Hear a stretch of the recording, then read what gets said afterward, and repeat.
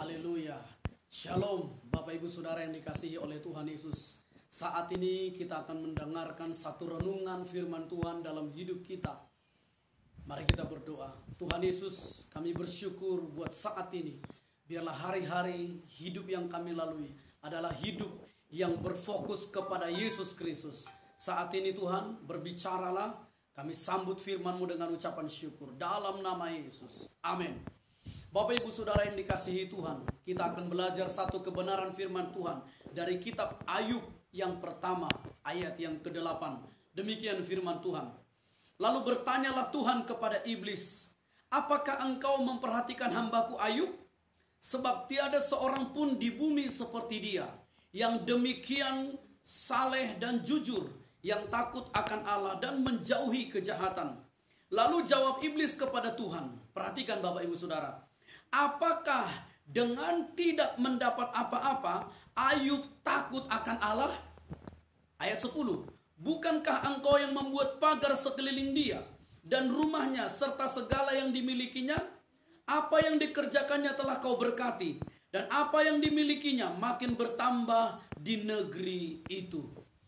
Bapak Ibu Saudara yang dikasihi Tuhan, pertanyaan ini jika ditanyakan kepada kita, saudaraku, Alkitab berkata, lalu jawab iblis kepada Tuhan, apakah dengan tidak mendapat apa-apa dalam hidup kita, kita merindukan banyak hal, kita mengalami banyak hal.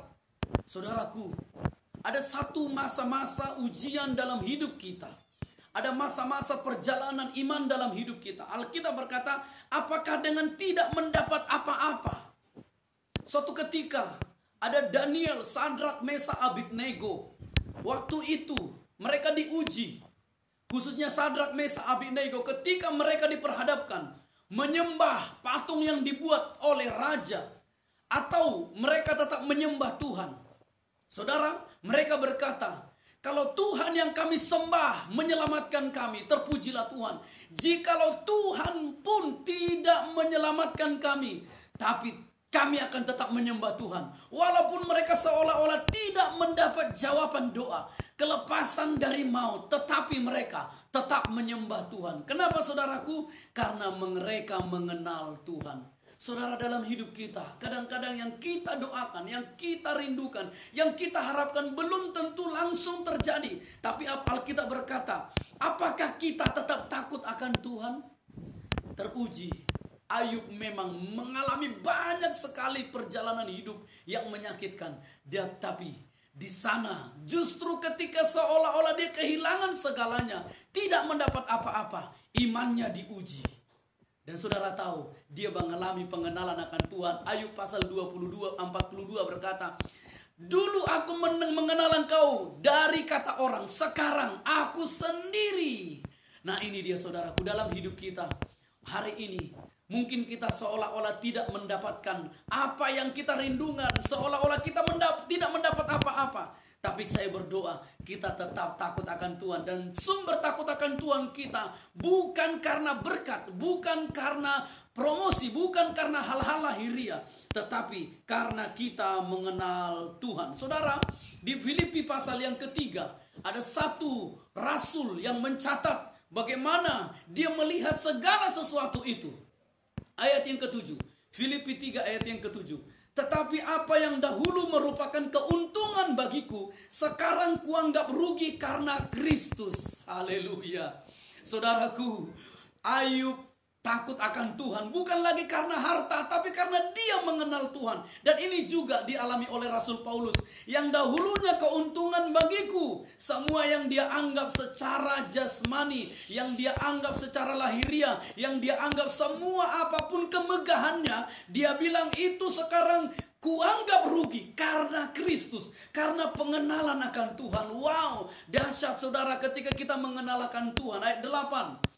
Malahan segala sesuatu kuanggap rugi karena pengenalan akan Kristus. Segala sesuatu dia lihat sebagai kerugian karena mengenal Yesus Kristus. Tuhanku lebih mulia daripada semuanya. Haleluya. Oleh karena dialah aku telah melepaskan semuanya itu. Alkitab berkata, Pengenalan akan Kristus Yesus Tuhanku lebih mulia dari semuanya. Saudara, biarlah hari-hari yang kita lalui makin mengenal Tuhan, melihat Yesus lebih mulia dari semua harta, dari semua jabatan, dari semua keadaan, dari segala-galanya. Yesus lebih mulia. Dan kalau kita mengenal, melihat itu, wow, dahsyat. Saudara, harta akan berlalu, jabatan akan berlalu, apa yang kita miliki hari ini semua akan berlalu. Tapi ada satu yang tidak akan berlalu, pengenalan akan Tuhan. Yohanes 17 ayat 3 berkata, pengenalan akan Tuhan adalah hidup yang kekal. Saudara, kekayaan, harta, jabatan, semua tidak ada yang kekal. Langit dan bumi akan bergoncang, semua akan digoncang. Tapi satu yang tidak tergoncangkan, kerajaan Allah. Siapa dia? Kristus, batu karang yang teguh. Ketika hidup kita mengenal Tuhan, berdiri di atas batu karang, maka kita akan kokoh, kita akan kuat. Karena bukan kita, tapi Yesus adalah pondasi, dasar batu karang yang teguh. Katakan amin. Saudaraku, Paulus berkata, karena pengenalan akan Kristus Yesus Tuhanku lebih mulia, haleluya, lebih mulia daripada semua, dari semuanya. Oleh karena dialah aku telah melepaskan semuanya itu. Mari Bapak Ibu Saudara, biarlah di hati kita Yesus nomor satu, Yesus segalanya. Kita lepaskan semuanya itu. Dan memang benar, ketika kita dipanggil oleh Tuhan, ketika kita tinggalkan dunia ini, kita pasti lepaskan semuanya. Haleluya. Ada satu jaminan keselamatan, yaitu Yesus. Oleh sebab itu mari kita berlari, mengejar, mencari Tuhan, mengejar pengenalan akan Tuhan. Kita menerima Roh Kudus yang menjadi sumber kita dibawa untuk mengenal Tuhan. Katakan amin. Oleh karena dialah aku telah melepaskan semuanya itu dan menganggapnya sampah. Wow, semua yang ada di dunia ini kita berani menganggapnya sampah. Kenapa? Karena pengenalan akan Yesus Kristus lebih mulia, lebih mulia, lebih mulia. Saudara tahu betapa mulianya pengenalan akan Yesus? Dia Tuhan yang menciptakan kita. Dia Tuhan yang mengasihi kita. Dia Tuhan. Alkitab berkata, aku datang bukan untuk mencari orang benar, tapi mencari orang berdosa. Kita orang berdosa, dia cari kita. Dia tinggalkan tahta kemuliaannya, tahta kerajaannya. Dia buka jubah kerajaan, dia pakai jubah manusia. Sebagai hamba dia turun ke bumi, lahir di kandungan seorang Maria. Dia dilahirkan di kandang domba untuk mencari dan mengasihi kita. Betapa mulianya pengenalan akan Tuhan. Dan dia bukan hanya lahir, dia pun dalam hidupnya hidup hanya untuk mencari kita. Dan dia mati di kayu salib untuk menebus kita, karena pemberontakan kita, karena dosa kita, untuk keselamatan kita. Wow, waktu kita mengenal kasih Yesus, saudaraku, sekalipun seolah-olah hari ini kita tidak melihat semua secara jasmani, tapi kalau kita mengenal Kristus, dia adalah Tuhan, Juru Selamat. Dan betapa mulianya pengenalan itu. Dia yang mengampuni kita. Dia, oleh karena percaya kepada Yesus, kita jadi anak Allah. Kita diselamatkan, kita dibenarkan, kita dilayakkan, kita diangkat jadi warga kerajaan sorga, ahli waris kerajaan sorga. Nama kita dicatat dalam kitab kehidupan di sorga. Katakan amin. Oleh sebab itu, mari kita melihat Kristus lebih mulia. Maka kita akan berani berkata, aku telah melepaskan semuanya itu dan menganggapnya sampah. Wow, kenapa saudaraku ada orang punya harta, punya kekayaan, tapi kadang-kadang kayaknya agak susah menabur, agak susah memberi, karena dianggap itu sangat mulia, sangat berharga. Tapi kalau kita mengenal Yesus Kristus, semua segala-galanya Yesus lebih mulia, maka semua yang kita miliki, mari kita lihat itu seperti sebuah sampah. Kenapa? Akan berlalu, maka kita tidak sulit memberi, menabur, memberkati. Kenapa? Karena semua itu adalah sementara. Yesus yang kekal dan selama-lamanya. Saudaraku, Alkitab berkata, supaya aku memperoleh Kristus.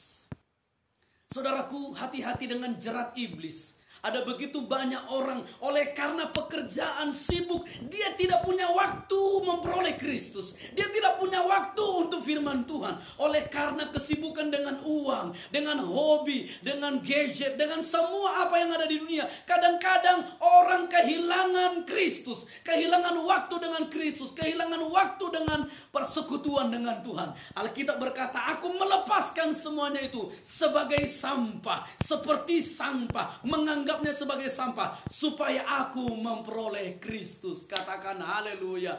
Biarlah kita memperoleh Kristus dalam hidup kita. Apapun yang kita hadapi, Kristus segala-galanya. Amin saudara. Ayat yang ke-9, dan berada dalam Dia bukan dengan kebenaranku. Kenapa? Kita orang berdosa.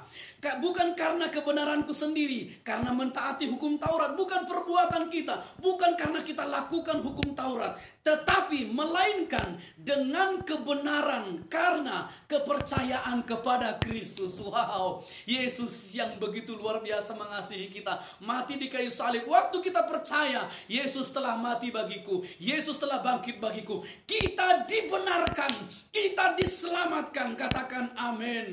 Yaitu kebenaran yang Allah anugerahkan berdasarkan kepercayaan. Betapa dahsyatnya kepercayaan, betapa dahsyatnya iman. Waktu Tuhan bekerja dalam hidup kita dan kita percayai, terima dengan iman, itu dahsyat. Katakan amin.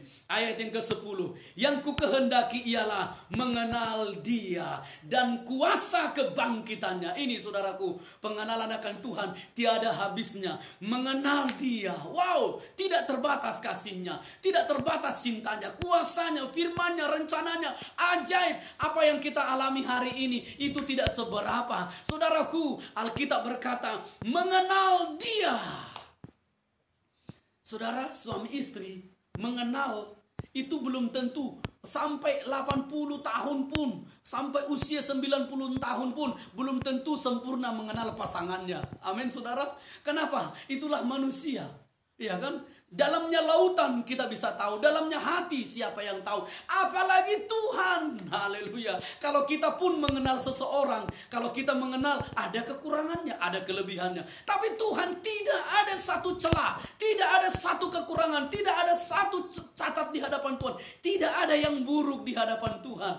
Dia sempurna dalam kasih, dalam kekudusan, dalam kebenaran, dalam segala-galanya. Oleh sebab itu ketika kita hari ini berkata, aku sudah mengenal Tuhan, belum seberapa. Pengenalan kita akan Tuhan lebih dahsyat lagi. Oleh sebab itu mari kita terus berjalan, bergerak, menerima Roh Kudus yang akan memberikan kita roh pengenalan akan Tuhan. Saudaraku, dan kuasa kebangkitannya. Haleluya. Wow, lewat kebangkitan Yesus menyatakan Dia adalah Raja, Dia adalah Tuhan. Kalau seorang raja mati, maka kerajaannya berakhir. Tapi Yesus seorang raja yang bangkit,